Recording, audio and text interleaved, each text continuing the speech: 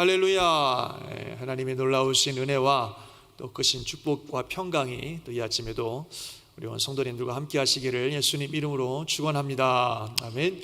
자, 오늘 창세기 27장의 뒷부분들을 함께 읽으셨습니다. 사실 27장 전체를 가지고 우리 지난주 또 이번 주 거쳐서 말씀을 나누고 있는데요, 오늘은 그럼에도 불구하고 이런 제목으로 말씀을 듣겠습니다. 제목 같이 한번 읽어볼까요? 시작.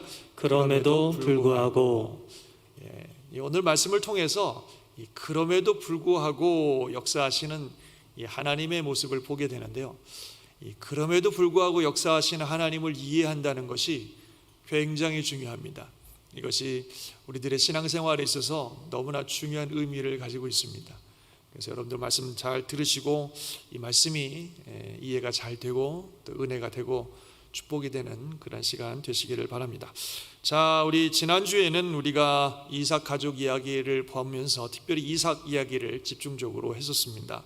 하나님께서 주신 신앙의 유산, 축복의 유산을 이어갈 아들로 하나님은 분명히 둘째 아들 야곱을 선택하셨습니다. 그러나 이삭은 그 사실을 잘 알고 있으면서도 자기 개인의 선호와 개인의 판단과 욕망에 따라 첫째 아들 에서를 축복하여 이제 가정의 유산을 이어갈 아들로 세우려고 했다가 이 가정에 정말 많은 어려움과 불행을 가져오는 그런 결과를 얻게 되었습니다.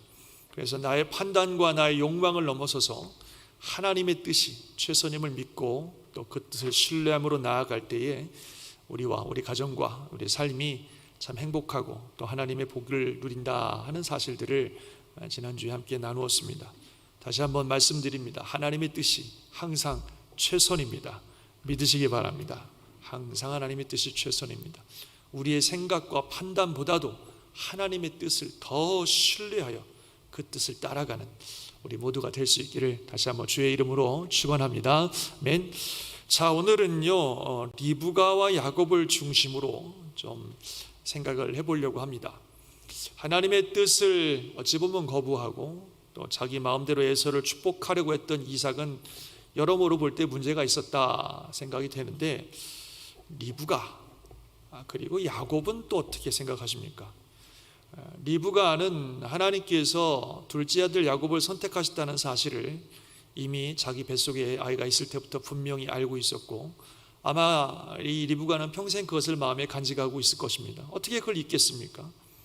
그런데 그런 하나님의 뜻임에도 불구하고 남편 이삭이 자기의 뜻에 따라 큰아들 에서를 축복하려고 하자 리브가는 아들 야곱과 작전을 짜서 나이가 들어서 잘 듣지 못하시고 보지 못하시는 아버지 또 남편을 속이고, 그리고 그 축복을 둘째 아들 야곱이 받게 했습니다. 이 리브가의 행동에 대해서 여러분들은 어떻게 생각하십니까? 어떻게 평가하십니까? 많은 자료들을 이렇게 보니까 이 리브가에 대한 평가가 정말 다양합니다. 한쪽 끝은 리브가는 권모술수가 능하고 아주 불신앙적인 악한 여인으로 평가하는 사람들이 있습니다.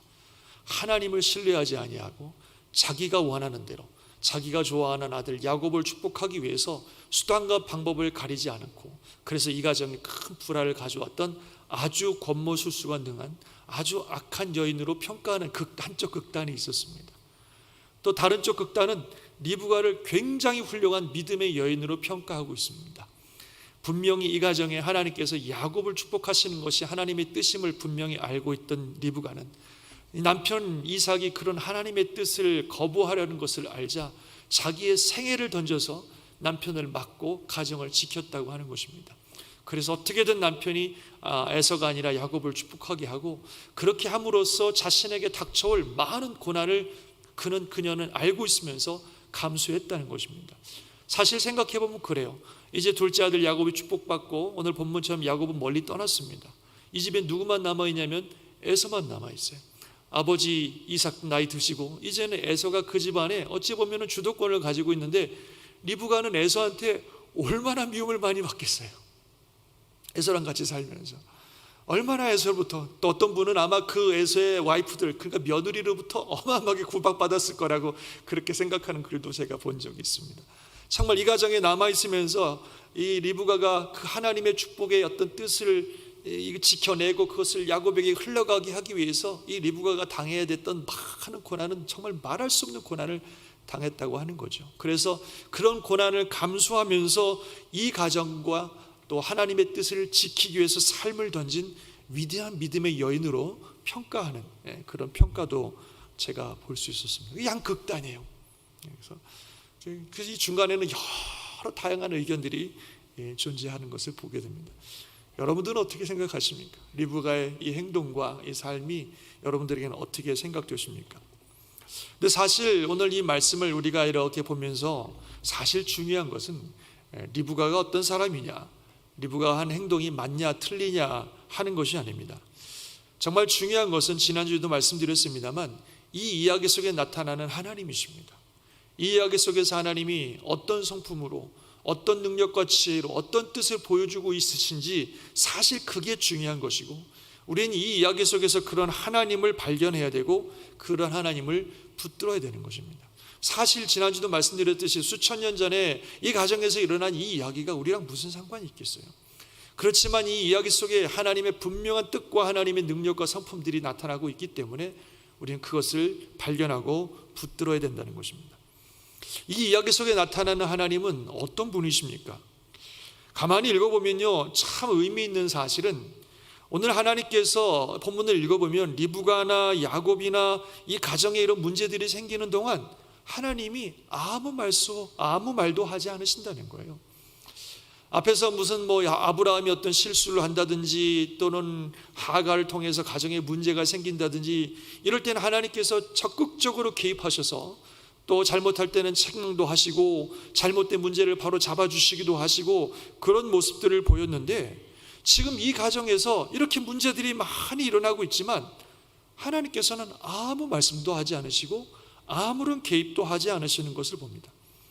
오히려 다음 장에 보시겠지만 이런 일로 인해서 에서를 피해서 집을 떠나 도망가는 야곱이 가다가 베델에서 길거리에서 돌멩이를 베개 삼아 자고 있었을 때 그 밤에 오히려 야곱에게 나타나셔서 그 야곱을 오히려 축복하시는 것을 봅니다. 창세기 28장에 보면은 내가 너와 함께 있어 네가 어디로 가든지 너를 지키며 너를 이끌어 이 땅으로 돌아오게 할지라. 내가 너에게 허락한 것을 다 이루기까지 너를 떠나지 아니하리라.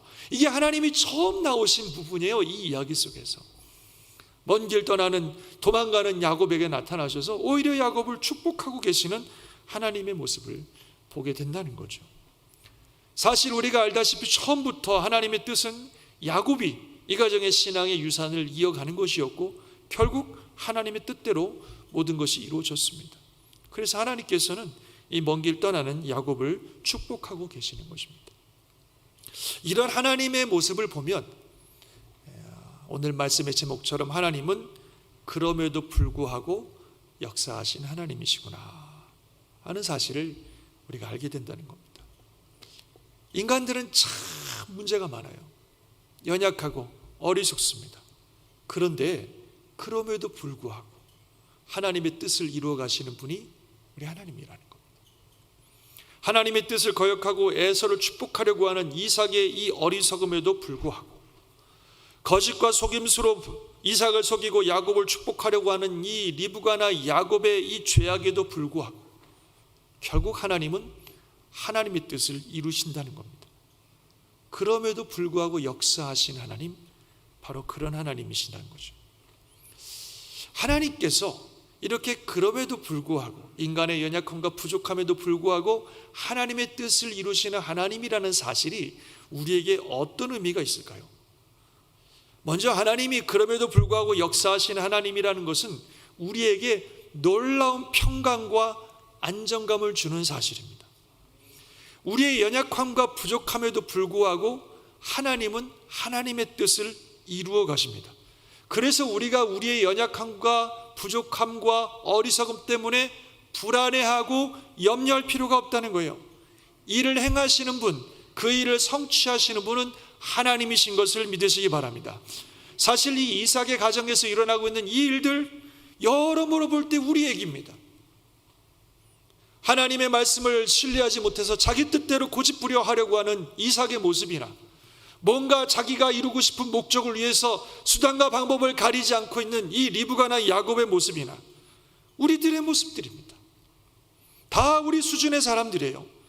우리는 그런 정도의 사람들이기 때문에 만약에 우리를 향한 하나님의 뜻이 전적으로 우리가 어떻게 하느냐에 달려있다면 우린 너무나 모든 것이 불안할 것입니다. 뭐 하나 제대로 될 게 있을 것 같으십니까? 하나님이 주신 약속, 하나님이 주신 축복의 말씀들, 하나님이 주신 은혜 다 잃어버리고 다 무너져 버릴 거예요. 뭐 하나 제대로 될 것이 하나도 없을 것 같습니다. 왜냐하면 우리는 그렇게 연약하고 부족한 존재이기 때문에 그래요. 제 자신도 제 자신의 연약한 모습들과 실수들을 보면 야, 하나님께서 나를 잔스거리 한인교회로 보내셨는데 이래가지고 나를 보내신 뜻이 이루어지기나 할까? 되겠나? 뭐 이런 생각이 들 때가 있어요. 여러분들은 안 그렇습니까? 여러모로 부족한 우리 자신의 모습을 볼 때에 내가 이래가지고 내 삶을 향한 하나님의 뜻을 과연 이룰 수 있을까? 하나님의 뜻을 이루기는커녕 나의 연약함과 어리석음과 이 하나님의 뜻을 믿지 못하는 이 불신앙 때문에, 이 어리석은 판단과 행동 때문에 하나님의 귀한 뜻을 다 망쳐버릴 것 같은 그런 모습들이 바로 우리들이 아니겠습니까? 그런데 놀랍게도 감사하게도 우리 하나님은 그럼에도 불구하고 역사하시고, 그럼에도 불구하고 하나님의 뜻을 이루시는 하나님이시라는 겁니다.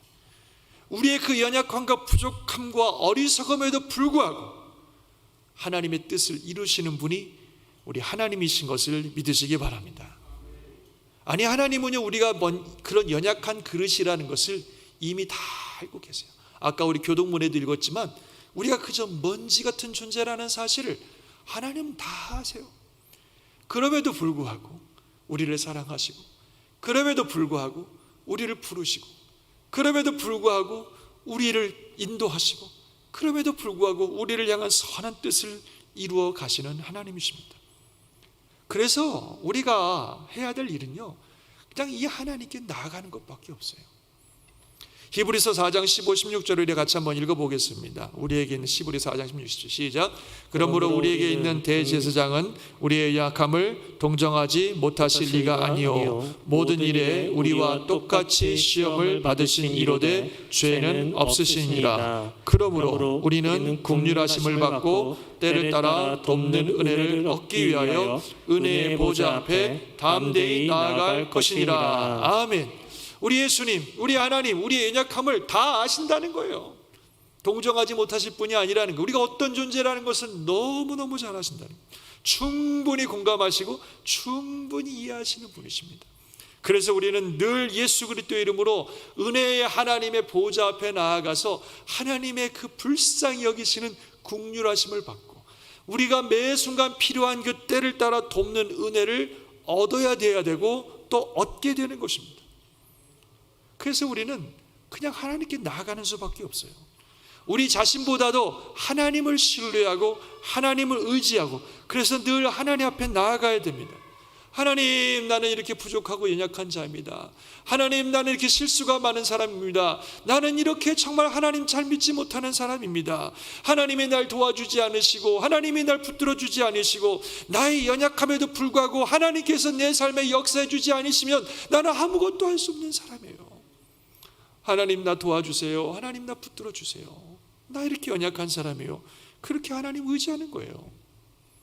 혹 큰 실수를 했다 할지라도, 혹 큰 잘못을 저질렀다 할지라도, 혹 큰 죄를 지었다 할지라도 나를 향하신 하나님의 뜻 포기하지 말고 여전히 우리는 하나님께 나아가야 돼요.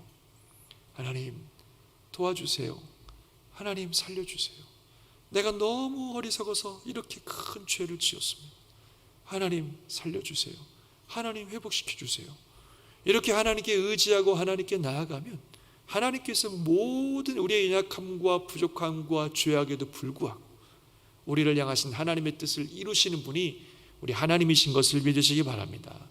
바로 그런 모습을 우리가 다윗에게서 보지 않습니까? 다윗 얼마나 좋은 신앙인이었어요. 하나님께서 다윗을 향해 얼마나 놀라운 뜻을 가지고 계십니까? 그와 그 자손을 복되게 하시고 그 자손을 통해서 메시아이신 예수가 오게 하시고 정말 그 왕권을 영원히 빛나게 하겠다고 하는 위대한 뜻을 가지고 계십니다. 근데 다윗이 어마어마한 죄를 졌어요. 다 아시는 것처럼 충성스러운 신하 우리아의 아내 바세바를 범하고 그 사실을 숨기기 위해서 아무 죄 없는 신하를 죽이고 그리고 그 우리아의 아내를 자기 아내로 데려와 버렸어요. 말이 됩니까 이게? 얼마나 큰 죄예요. 얼마나 큰 문제입니까? 다윗이 기껏 해봐야 이 정도밖에 안 되는 사람이라면 어떻게 하나님이 그를 통해서 그 놀라운 뜻을 이루실 수 있겠습니까? 하나님께서 정말 다윗을 향한 기대를 가지고 이루시려고 했던 하나님의 뜻을 다 걷어가시고 그냥 다윗의 인생은 그 자리에서 다 무너져 버려야 맞지 않겠어요? 기껏해야 그 정도밖에 안 되는 인간을 왜 하나님이 사용하시고 어떻게 그의 후손을 통해서 메시아가 오게 하실 수 있겠냐는 거예요. 그 정도 수준밖에 안 되는 사람이라면, 그렇게 어마어마한 죄를 짓는 사람이라면. 그런데 다윗이 그렇게 연약하고 그렇게 큰 죄를 지었음에도 불구하고, 그럼에도 불구하고 하나님께서는 그를 통한 하나님의 뜻을 이루셨다는 거예요. 여전히. 왜요? 다윗이 하나님을 의지했기 때문에. 그렇게 죄 많은 자신의 모습들을 하나님 앞에 그대로 가지고 나와서 울며 불며 회개하고, 하나님, 나는 이것밖에 안 되는 인간입니다. 나를 어떻게 하면 좋겠습니까? 하나님, 그래도 나 떠나지 마세요. 주님의 구원의 그 기쁨을 내게서 떠나가게 하지 마세요. 주의 성령을 내게서 거두어가지 마세요. 구원의 기쁨을 내게 회복시켜 주세요. 나를 떠나가지 마세요. 이러면서 하나님 용서해달라고, 살려달라고 간구했던 사람이에요. 그랬더니 하나님께서 그를 다 용서해 주시고 그의 연약함에도 불구하고 그를 통한 하나님의 뜻을 이루셨습니다. 심지어는요, 다윗의 뒤를 이은 왕이 바로 그 바세바의 아들이에요. 다윗의 그 어마어마한 죄인 그 바세바가 낳은 아들이 다윗의 뒤를 이어서 왕이 되었고 그 하나님의 뜻을 이루는 통로가 되었다는 겁니다. 다윗이 저지른 그 모든 죄와 허물을 하나님이 다 품으시고 그 모든 것들을 통해서 하나님의 지혜와 능력으로 하나님의 뜻을 이루신 것입니다. 정말 하나님의 놀라운 사랑과 놀라운 능력과 지혜를 보여주시는 거예요. 우리 하나님이 바로 그런 하나님이시라는 겁니다. 그래서 우리가 할 수 있는 것, 아니 우리가 해야 되는 것은 이런 하나님의 우리를 향한 사랑과 능력과 지혜를 신뢰하고 그냥 더 하나님 의지하는 겁니다. 우리가 연약함에도 불구하고, 우리가 어리석음에도 불구하고, 우리가 죄인임에도 불구하고 하나님께서 나를 돌보시고 하나님께서 나와 함께 하시고 하나님께서 나를 이끄신다는 사실을 믿고 하나님께 더 나아가는 겁니다.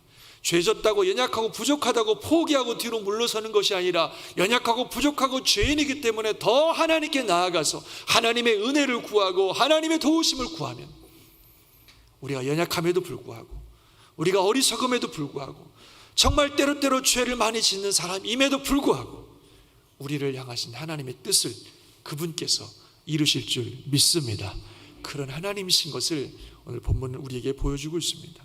그런 하나님이신 것을 신뢰해야 됩니다.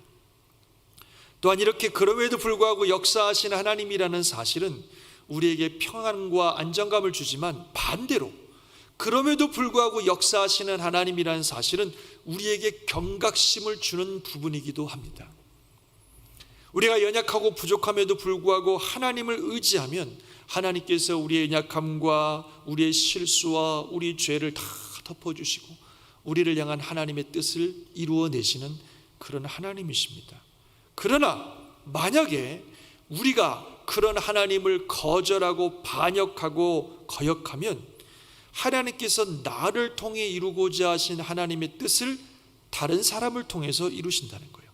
하나님은 그럼에도 불구하고 하나님의 뜻을 이루시는 분이시기 때문에 만약에 내가 그런 하나님을 거역하고 반역하고 거부하고 살면 나를 통해 이루고자 하시는 하나님의 뜻을 하나님이 다른 사람을 통해서라도 이루신다는 거예요. 쉽게 말하면 촛대를 옮기시는 하나님이라는 것입니다. 요한계시록에 보면 에베소 교회에 이런 말씀을 하셨습니다. 우리 같이 한번 읽어볼까요? 시작. 그러나 너를 책망할 것이 있나니 너의 처음 사랑을 버렸느니라.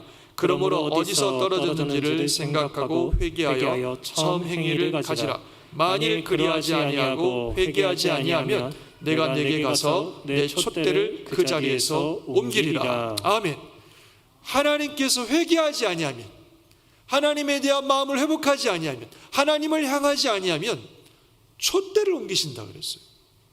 계속해서 주님에 대해서 마음이 멀어지고 주님을 거역하면 결국 주님은 촛대를 옮기신다. 왜냐하면 그럼에도 불구하고 하나님은 하나님의 뜻을 이루시는 분이시기 때문에 끝까지 거역하고 회개하지 아니하면 하나님이 촛대를 옮기신다는 거예요. 그런 하나님이십니다. 사실 이 가정의 축복의 유산, 신앙의 유산을 원래 받아야 될 아들은 에서죠. 맞죠? 왜냐하면 에서가 장자니까. 그러나 에서는 우리가 보았던 것처럼 하나님께서 주신 이 장자의 권리, 장차 임할 영적 축복과 유산을 우습게 여기고 하나님은 안중에도 없고 그저 자기의 육체의 정욕과 만족을 위해서만 살았습니다. 그 마음에 하나님이 없어요. 돌이킬 줄도 몰라요. 그런 사람이었어요.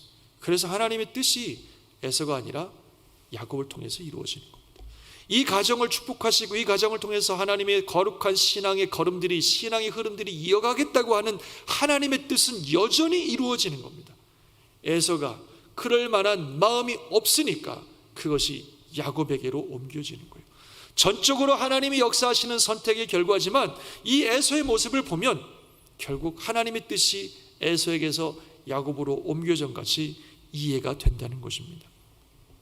이렇게 하나님의 뜻은 결국 이루어지지만 우리가 그 하나님께 나아가지 아니하고 그 하나님을 의지하지 아니하고 그 하나님을 향하지 않으면 하나님의 뜻은 옮겨집니다.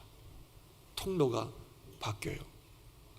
그것을 잘 보여주는 사건이 출애굽 사건이죠. 여러분 많이 들으셨지만 430년의 애굽에서 종살이를 하고 하나님께서는 이스라엘 백성들이 장정만 20세 이상의 장정만 60만이 되었을 때 이들이 때가 됐다고 생각하시고 이들을 향한 하나님의 뜻을 보여주셨습니다. 그게 뭐예요? 이들을 애굽에서 이끌어내서 가나안에 데리고 가서 가나안의 하나님의 나라를 이들을 통해 세우겠다고 하시는 것이 하나님의 뜻이었습니다. 그래서 하나님의 놀라운 은혜로 이들을 애굽에서 구원하셨고 가나안까지 이끌어 가셨습니다. 그런데 이 이스라엘 백성들이 계속해서 하나님께 거역하고 반역하고 하나님을 거부하는 거예요. 나중에는 가데스 바네아라는 곳에 가서는 우리 모세 말고 지도자, 다른 지도자 세워서 다 애굽으로 돌아가자 그러는 거예요. 하나님이 그렇게 은혜를 주시고 많은 기회를 주셨건만 아예 마음을 닫아버렸어요. 하나님을 거부해버립니다. 아예 하나님 필요 없어요. 이제 그냥 우리 마음대로 살래요. 우리끼리 우리가 지도자 만들어 갖고 우리 다 그냥 애굽으로 돌아가 살래요. 거기에 있었던 것이 훨씬 좋아요. 이러고 하나님을 거부해 버리는 것입니다. 의도적으로. 그래서 하나님 어떻게 하셨어요? 이 사람들을 광야에서 다 죽게 하셨습니다. 40년 가까운 시간들을 광야에 보내면서 바로 그렇게 하나님을 거부했던 애굽에서 나온 20세 이상의 남자들이 다 죽을 때까지 광야를 헤매게 하셨습니다. 그들이 다 죽고 그리고 그들의 후손들인 2세대들이 60만의 2세대들이 일어날 때까지 60만의 장정들이 가나안에 들어가서 하나님의 나라를 이룬다고 하나 하나님의 뜻은 여전히 유지돼요. 그럼에도 불구하고 그 뜻은 변하지 않습니다. 하나님 그 뜻을 이루시는 거예요. 그런데 문제는 1세대가 거부되고 2세대가 그 일을 이루었다는 거죠. 사람이 바뀌었어요. 하나님의 뜻은 여전히 이루어지지만 그래서 하나님에 대해서 계속해서 거부하고 불순종하면 하나님이 그 촛대를 옮기십니다. 여전히 하나님의 뜻은 이루어지지만 사람이 바뀐다는 거예요. 그것이 그럼에도 불구하고 역사하시는 인간의 반역에도 불구하고 하나님의 뜻을 이루고야 마시는 하나님의 모습입니다. 우리가 연약하고 부족해도 심지어 죄를 지었어도 하나님을 의지하고 바라보고 붙들면 우리의 연약함과 부족함에도 불구하고 하나님은 우리를 통해서 하나님의 뜻을 이루시지만 우리가 그 하나님을 의지하지 아니하고 거부하고 반역하면 우리를 통해 이루고자 하는 하나님의 뜻은 다른 사람을 통해서 이루어지시는 것으로 바뀌어버린다는 것입니다. 그것이 그럼에도 불구하고 역사하시는 하나님의 모습입니다.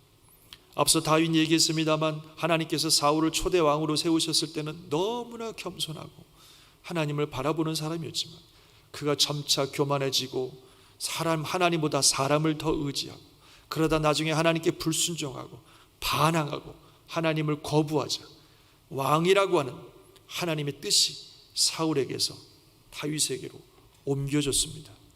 앞서 말씀드렸듯 다윗 역시 실수가 많고 연약한 사람이지만 철저히 하나님을 의지하고 하나님 앞에 나아가고 하나님의 도우심과 은혜를 구하자 그가 큰 죄를 지었지만 그를 향한 하나님의 뜻이 옮겨진 것이 아니라 그럼에도 불구하고 하나님께서 그와 함께 하시고 그를 통해 역사하셔서 결국 하나님의 뜻을 이루셨다고 하는 것입니다.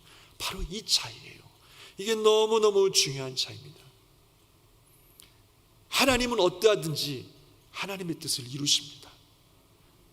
그럼에도 불구하고 문제는 우리가 연약하고 부족하지만 늘 겸손하게 하나님 의지하고 바라보면 우리 연약함에도 불구하고 부족함에도 불구하고 큰 죄를 지으는 그런 사람임에도 불구하고 하나님은 여전히 우리와 함께 하시고 여전히 그의 뜻을 이루실 것입니다.